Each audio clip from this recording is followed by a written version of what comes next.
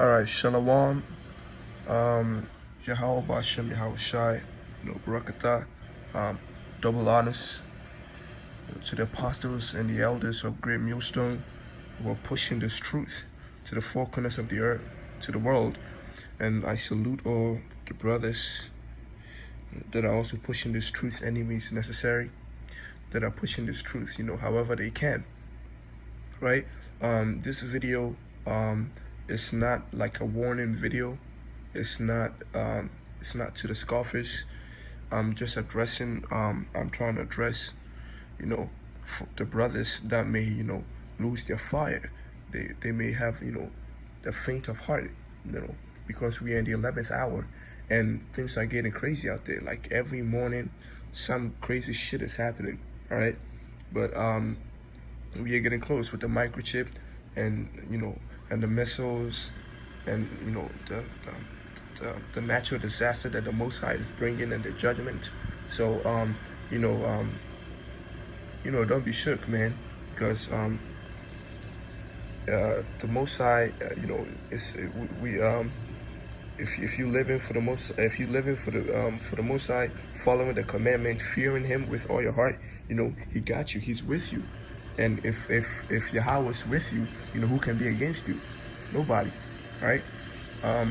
So I just want to show you, a couple of just a few of the many things, of the many ways that the Most High, delivers people, delivers his servants, to be specific, out of certain circumstances, right? So first we can look at Elijah, right? Elijah in 1 Kings chapter 7, Elijah, in the name of Yahawah, he had stopped the rain. He had commanded the rain, to stop. Why? Because the Most High has given him spiritual power, right? And for many years he did not let it rain, right? And then when there were famine in the land, how did the Most High feed him? The Most High sent ravens, right, to bring him bread, and meat in the morning and in the evening, and that is how that was how the Most High was taking care of him. The Most High was with him, and he didn't have to worry. He kept his promise on how he treats his servants, because what Isaiah chapter 65 verse 13 says what, right? Thus says the Lord, behold, my servants shall eat, but ye shall be hungry. Ye, the scoffers out there that are making your life difficult, right? Those people, those family members out there that are like talking shit about you, like every day, right? They shall be hungry. They shall starve, right? We shall drink and they shall be thirsty, right? And we shall rejoice and they shall be ashamed. See, while we eating while the Most High is feeding us, they're gonna be out here killing each other. Those heathens and the sodomites out there, they're gonna be killing each other for food, right? Because, but for you, this is how He's gonna treat you, right? That's right. If we go to 2 Kings, we look at Elisha. How did the Most High take care of Elisha, right? So Elisha, 2 Kings 6 chapter 17, right? Before I read that, just a quick paraphrasing of what Elisha was with his servants, right? And there was an army of horses and chariots, all surrounded them in the city that they were in, right? And they were coming to get them, right? And Elisha's servants were scared. They were scared, and they was like, what are we gonna do? There's nowhere for us to go. We are cornered, And then Elisha wasn't shook at all, because he knew the Most High was with him, right? And the Most High was with him, because when Elisha prayed and asked the Lord to open the eyes of his servant, of the young man, the Lord opened his eyes, and he saw like a whole bunch of like horses and chariots, like in the mountains, and the chariot of fire that was around Elisha and his servants, right? Because why? Because the Most High wouldn't just leave, like, He's for you, and nobody can be against you. That was what's happening, right? And so the Most High, like, He held the sun still, for Joshua and the Israelite to overtake Jericho. When Israel was fleeing Egypt, and the Egyptians were persecuting him, the Most High, he put light, dark. He left the Egyptians. He put darkness and light between them, and the Israelites were facing light, and the Egyptians were in the dark. And he split the seas, and the Israelites, and the Israelites walked through it,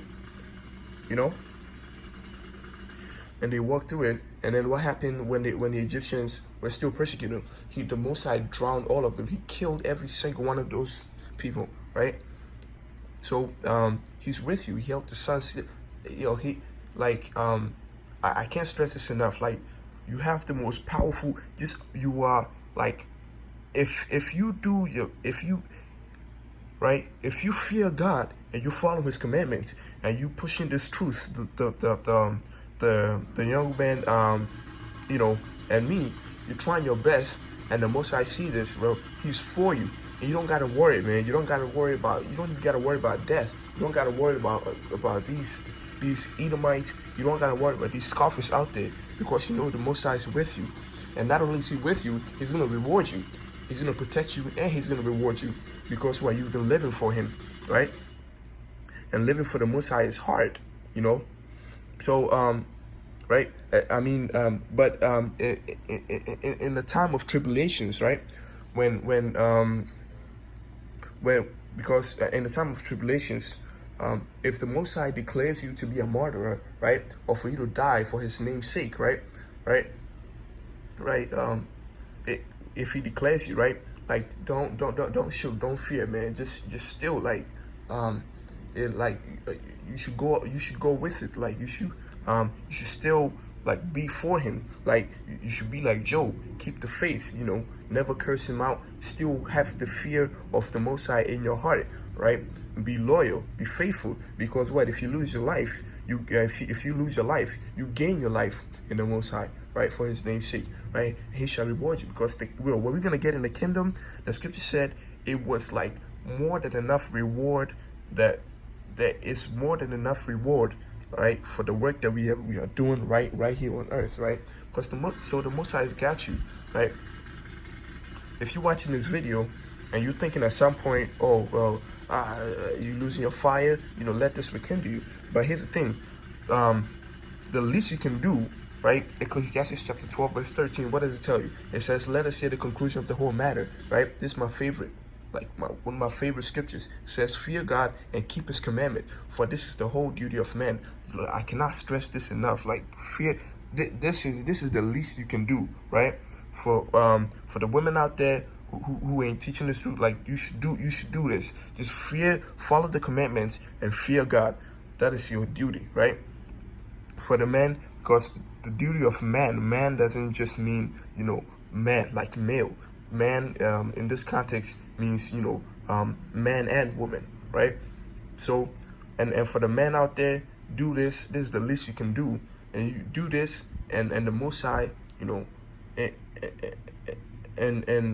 how do I put this, right? And you have separated yourself from the heathens, and you go to the extra length, you're posting videos, you're reposting videos, you're trying to reach out to everybody in the world, trying to bring the nation of Israel back to their Creator, back to their Father. That's extra points for you, So, with that, I really hope that I reached out to somebody. With that, I'll say, Shalom, Yahawah, Ba'ashem, Yahweh Shai, Barakatah.